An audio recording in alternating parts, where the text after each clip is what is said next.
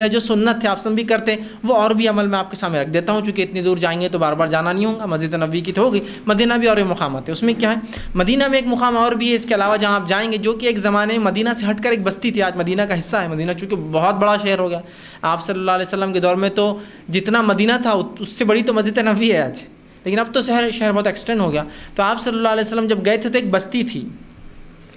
جو مدینہ سے تھوڑی دور تھی، اس بستی میں آپ نے ایک مسجد تعمیر کی جس کو مسجد قباء کہا جاتا ہے۔ مسجد قباء کو یہ شرف حاصل ہے کہ اسلام کی پہلی مسجد، یاد رکھیے مسجد نبوی پہلی مسجد نہیں ہے،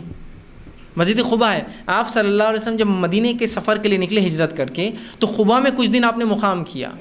قباء میں کچھ دن مقام کیا۔ جب مقام کیا تو آپ نے مسجد تعمیر کر دی۔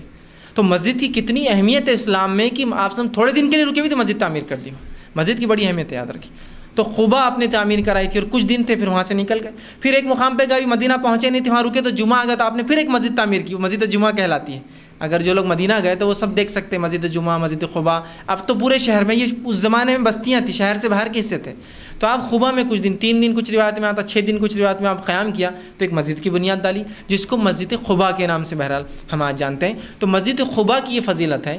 کہ مسجد قباء جو شخص آپ نے فرمایا وہاں جائے، اپنے گھر سے وضو کر کے نکلے، مسجد قباء جائے، 2 رکعت نفل نماز پڑھے، اس کو ایک عمرے کا ثواب ملتا ہے۔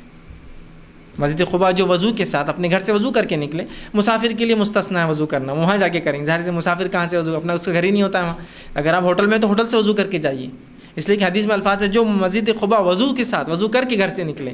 گھر نہیں تو ہوٹل سے نکلی، بہرحال مجبوری ہے تو وہاں بھی کر سکتے ہیں، لیکن فضیلت گھر سے نکلنے کی ہے۔ تو جو مسجد قباء آپ سے فرماتے ہیں، صحیح روایت ہے، جو اپنے گھر سے اچھی طرح وضو کر کے مسجد قباء کی طرف جاتا ہے اور ایک 2 رکعت نماز وہاں نفل پڑھتا ہے، تو اس کو ایک عمرے کا ثواب ملتا ہے۔ تب نماز کے لیے جاتا ہے تو اسے ایک عمرے کا ثواب ملتا ہے۔ اور آپ سے خود بھی جو ہے مسجد قباء آپ کو کبھی اونٹ پر اور کبھی پیدل، یہ مسجد اس زمانے مدینہ سے دور بستی تھی، یاد رکھیں، پھر بھی آپ کبھی پیدل اور کبھی اونٹ کی سواری کے ساتھ جاتے اور قباء میں نماز پڑھتے، اور اس کی فضیلت آپ نے بتائی، ایک عمرے کا آپ کو اور ہم کو اس کا ثواب ملتا ہے، یاد رکھیے۔ تو کوشش کریں ہم وہاں جائے تو کہ مسجد قباء آپ جائیں اور ضرور پڑھیں، اور یاد رکھیے آپ ایک بار گئے، میرے کو کہاں بار بار آنے کو ملیں گا، تو پورا 2-4 گھنٹے رک کے پھر دو کر کے پڑھتے آؤں گا، اور ایک ایک عمرہ ویسا نہیں ہے۔